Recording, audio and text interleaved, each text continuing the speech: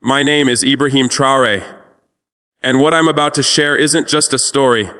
It's a turning point. One private conversation behind closed doors reshaped Russia's entire Africa strategy, and today I will reveal it. 3 weeks ago at exactly 3:17 a.m., West African time, my secure satellite phone rang. The caller ID showed just 4 letters Kremlin. On the other end was Vladimir Putin himself, speaking in flawless French, a language he almost never uses in diplomacy.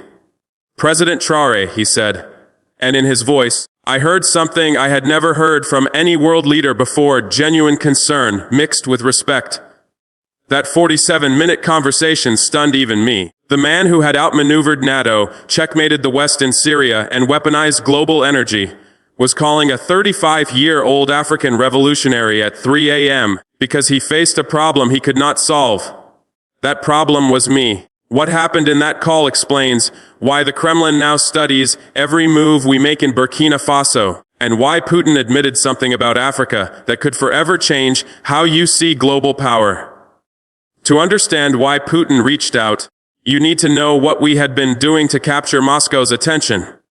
6 months earlier, something unprecedented happened in West Africa. For the first time in 60 years, 3 nations, Burkina Faso, Mali, and Niger, expelled foreign military bases and created their own defense alliance. But here's what made it revolutionary. We didn't replace French control with Russian control. We didn't trade Western dependency for Eastern dependency. We built something entirely new: African sovereignty, powered by African resources and African decision-making. Putin watched this unfold with both admiration and confusion. For 2 decades, Russia's Africa strategy was simple: wait for nations frustrated with the West, then step in with Russian weapons, Russian advisors, Russian protection, always under Russian control. But we weren't following their script. We were writing our own. The breaking point came when we announced Burkina Faso would begin processing its own gold instead of exporting raw material to foreign refineries. Do you understand what this means? For decades, Africa sold raw gold for 60 euro per gram, only to buy it back after foreign companies refined it for 200 per gram. We decided to keep the 140 difference. That wasn't just economics, that was revolution. But what truly alarmed Moscow was what happened next. Instead of turning to Russia, China, or the West for technology to build our facilities, we partnered with African, American engineers and investors.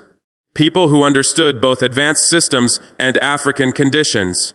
That's when Putin realized this was no ordinary coup or reform. He was witnessing the rise of a new model of African independence. One that needed no Russian partnership, no Russian weapons, no Russian approval. And that terrified him. According to sources inside Russian intelligence, Putin had been receiving daily reports on our activities for 3 months. The findings shattered Moscow's assumptions about Africa. They couldn't comprehend how a landlocked African nation with limited resources was pulling off strategies even Russia struggled with. We were expelling foreign influence without collapsing into chaos. We were building regional alliances without triggering global backlash. We were attracting investment without surrendering sovereignty. And most confusing of all, our collaboration with African Americans. Putin's advisors dismissed it at first as symbolic. They were dead wrong. When Dr. Marcus Johnson, an African-American software engineer, helped us design telecommunications more secure than Russian alternatives, Moscow finally understood. Africa was no longer waiting for permission. Africa was leading. Moscow first took notice when Dr. Kweiza Williams, a renewable energy expert, helped us achieve energy independence in regions where even Russia had failed. Suddenly, Putin's advisors began asking uncomfortable questions. But the moment that triggered Putin's 3 a.m. phone call came when Dr. Michael Thompson, a world-class cardiovascular surgeon, helped us establish medical training programs that began attracting students from across Africa. Students who might otherwise have studied in Moscow. That's when Russian intelligence delivered a report that made Putin realize the true scope of what we were building. African American professionals weren't just helping individual nations. They were creating networks of expertise and investment capable of making Russian influence across the entire continent irrelevant. The document that landed on Putin's desk 3 days before he called me contained a single chilling line. If this African-American alliance succeeds, Russia will lose Africa without a single shot being fired. Now, I can't share the actual recording of our conversation. It's classified at the highest levels. But I remember every word. Putin opened with what he thought was a power move. President Traore, he began, I've been following your remarkable achievements with great interest. Russia has extensive experience countering Western interference and building genuine sovereignty. Perhaps we should discuss how our expertise can accelerate your success. I could hear the expectation in his voice. It was the same deal Russia had offered countless African leaders, Russian support in exchange for Russian influence, protection from the West in exchange for alignment with Moscow. But my answer was not what he expected. Mr. Putin, I said, with respect, Russia has been in Africa for 20 years, and you are still fighting France and America for influence. We have been truly independent for only 18 months, and already we are achieving results your experts claimed were impossible. Perhaps the real question is what Russia can learn from Africa. The silence that followed lasted 37 seconds. I counted. When he spoke again, his tone had changed completely. The patronizing confidence was gone. In its place was something I had never heard from any world leader, genuine curiosity. President Traore, he asked slowly, what exactly are you building in Africa? That question opened a conversation unlike any diplomatic summit or intelligence briefing. For the next 20 minutes, I explained what no African leader had ever explained to a global power. We weren't replacing one dependency with another. We were creating something entirely new. Mr. Putin, I said, for centuries Africa has been told we need foreign expertise, foreign investment, foreign protection to succeed. But we've discovered something revolutionary. When Africans work with African Americans, people who understand advanced systems and African realities, we can build solutions better than anything foreign powers offer. I told him about our telecommunications networks, more secure than Chinese systems and more affordable than European ones. I described renewable energy projects more efficient than Russian technology and more sustainable than American approaches. I explained medical programs attracting students from around the world because they combined cutting-edge science with African healing traditions. And then I said the words that made him pause. The difference is that African Americans aren't here to control us. They are here to come home. And that changes everything. Putin, still trying to fit this into his worldview, asked, but surely African Americans expect something in return for their investment and expertise. Yes, I replied. They expect to be welcomed home to a continent proud of what we are building together. They expect to be part of an African renaissance that honors our shared heritage while embracing our global potential. They expect to help build the Africa our ancestors dreamed of before colonialism scattered us across the world. Another long silence. Then Putin admitted something I never thought I'd hear. In 20 years of African engagement, no one has ever explained their motivations to me in those terms. In that moment, he realized his mistake. Finally, he confessed, President Traore, I must be honest with you. Russia's Africa strategy has always been based on the assumption that African countries would need external support to achieve true development. We positioned ourselves as the alternative to Western dependency. But what you are describing suggests Africa doesn't need to depend on anyone. If Africans work together effectively, and that changes the entire balance of global power. For the first time in our entire conversation, I heard something I never expected in Vladimir Putin's voice. Vulnerability. The man who had rebuilt Russia from Soviet collapse, who had challenged American dominance across continents, was suddenly grappling with a question he had never asked before. What if Africa didn't need Russia at all? Mr. Putin, I said, Russia has spent decades positioning itself as the counterweight to Western power. But what if the real counterweight to all external power is internal unity? What if the solution to foreign dependency isn't better foreign partners, but stronger domestic capabilities? I could almost hear him working through the implications.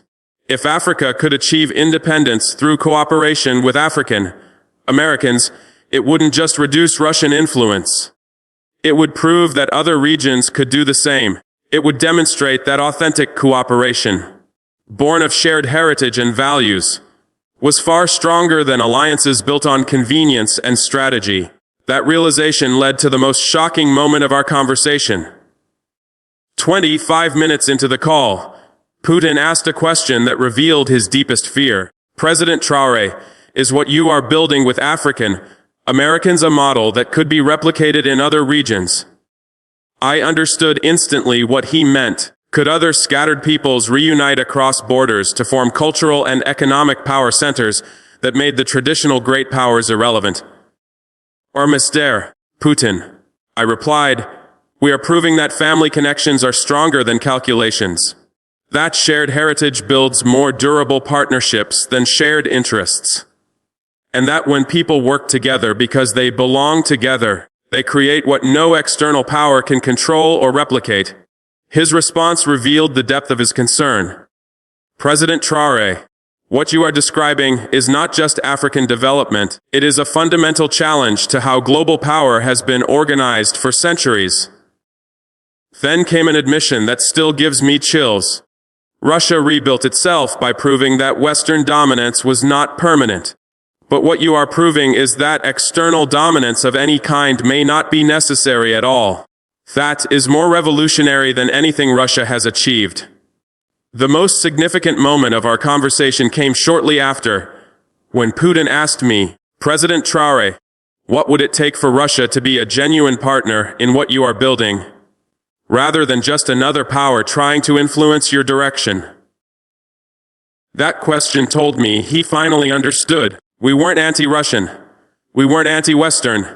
We were pro-African, in a way that made external control obsolete. Instead of simply replacing one controller with another, Mr. Putin, I said, genuine partnership means accepting that Africa will make decisions for Africa, even when those decisions don't align with Russian interests. It means supporting African success, even when that success reduces our dependence on Russia.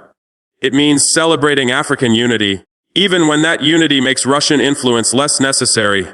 The silence that followed was not calculation. It was reflection. Putin was not preparing his next move. He was confronting a completely new paradigm. When he finally spoke, his voice carried something I had never heard from any world leader before. President Traore, I have built my career on understanding power dynamics and strategic relationships. But what you are describing operates on principles entirely foreign to traditional geopolitics. The conversation that shook the Kremlin, the final part of our discussion centered on something I believe terrifies every traditional power structure, the possibility that their influence is not truly necessary for global stability and prosperity. Putin pressed me on how we maintain security without foreign military bases, how we attracted investment without conceding control, and how we built regional alliances without provoking international backlash. With each answer, I could hear him realizing that everything Russia had assumed about Africa's limitations was false. We were not inherently dependent on foreign expertise. We were not incapable of sophisticated governance. We were not doomed to vulnerability. We had been weakened by centuries of interference. But once that interference was removed and replaced with authentic partnership, our achievements spoke for themselves, even to the world's most seasoned strategists. Near the end of our call, Putin admitted something remarkable. I have spent decades studying how to project power and influence across continents, but you have achieved more in 18 months than Russia has achieved in 20 years of engagement with Africa. Then came the real question. The one he had been building toward all along. What are you going to do next? My answer was what I believe truly shook the Kremlin. I told him we would prove that scattered people can reunite, that authentic cooperation is stronger than strategic competition, and that when families reconnect across oceans and centuries, they create possibilities no external power can prevent or replicate. I laid out our plan, expanding the African-American alliance to include 30 African countries within 2 years, building universities that attract global talent by blending cutting-edge innovation with cultural authenticity, and nurturing African companies that compete globally with uniquely African solutions. Most importantly, I said, we would show the world that black excellence is not an exception. It is a foundation upon which civilizations can rise. Putin's final response revealed his deep understanding. What you are building is not just about Africa and African Americans. If you succeed, you will prove that traditional great power influence is far less necessary than the world has believed. That will change everything. Exactly, I replied. And that's why we will succeed. The aftermath confirmed it. 3 days later in Moscow, sources reported that Putin called an emergency meeting with his top Africa advisors and made a stunning announcement. Russia's Africa strategy must be completely reconsidered. We have been operating on assumptions about African capabilities and limitations that are no longer accurate. He declared, if we continue treating Africa as a region that needs our guidance instead of a continent that can teach us, we will become irrelevant. 2 weeks later, Russia announced a major shift in its Africa policy. No longer pushing for military bases and resource deals, they began offering technology partnerships and educational exchanges that respected African decision-making. In just 47 minutes, Putin had encountered an idea powerful enough to reshape how even the Kremlin thinks about global power. Authentic cooperation is more powerful than strategic dominance. The global implications were undeniable. What began as a 300 AM conversation is now influencing how world powers approach Africa. When Russia itself acknowledged that African-American cooperation was achieving results beyond what traditional great power strategies could match, the message reverberated far beyond Moscow. It suggested that other scattered peoples might one day reunite in ways that make external control unnecessary. Chinese officials have already begun studying our model, trying to understand why their vast financial investments in Africa generate less influence than African-American partnerships that involve smaller sums but far deeper cultural connections. European leaders are facing a reality they never expected. Their centuries of historical ties to Africa matter less than the family bonds linking Africans on the continent with Africans in the diaspora. American policymakers are also waking up to a revelation that their greatest tool for global influence may not be military bases or economic pressure, but the success of African Americans who choose to build bridges with Africa instead of competing for a place within U.S. power structures. And so we stand at a choice that will determine the future. Will Africa fulfill its potential, or will we continue to accept the limitations imposed upon us by others? Putin called me at 300 AM because he saw what many still refuse to acknowledge. We are not building another regional rival. We are proving that authentic unity makes old power games irrelevant. When 50 million African Americans with 1.6 trillion in collective power reconnect with 1.3 billion Africans, we unlock possibilities that terrify those who profit from our division. Putin's call confirmed it. Even the world's sharpest strategists now recognize that we are already succeeding. The question is no longer if we will win, but how quickly we will grow too strong to pressure, too united to divide, and too authentic to copy. To my African American brothers and sisters, your partnership with Africa is not just business. It is the reshaping of global power itself. Your expertise, your investment, and your decision to see Africa as home have created results that impress even the world's master strategists. Putin admitted it himself.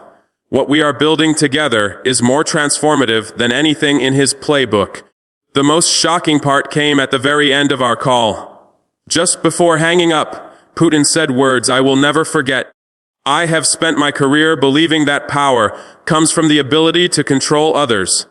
But what you've achieved with African Americans has taught me something I never expected. Real power may come from empowering your own people. Then he made an admission that still gives me chills. If Russia had the kind of authentic partnership with its own diaspora that you have with African Americans, we might be building a different kind of future for our people too. That moment revealed the ultimate truth. Every scattered people watching our reunion is now asking themselves if they too can reclaim what was lost. And every traditional power is realizing that their influence has always depended on keeping people divided from their own potential. But we are proving that division can be healed, that separation is not permanent, and that when families reunite across oceans and centuries, they create possibilities no external power can control or replicate. Come home, my brothers and sisters, not because Africa needs saving, but because together we are building something so powerful that even Vladimir Putin calls it revolutionary. The future is calling at 300 a.m., and the whole world is listening to our answer. To everyone hearing this, what we revealed in that 47-minute conversation is not just about Russia or Africa. It is about what happens when authentic unity becomes more powerful than strategic competition. If this message resonates with you, share it, because this conversation proves that when scattered people remember, they were never truly divided. Even the most experienced strategists are forced to call in the middle of the night to understand what's happening. And that realization is already reshaping the world.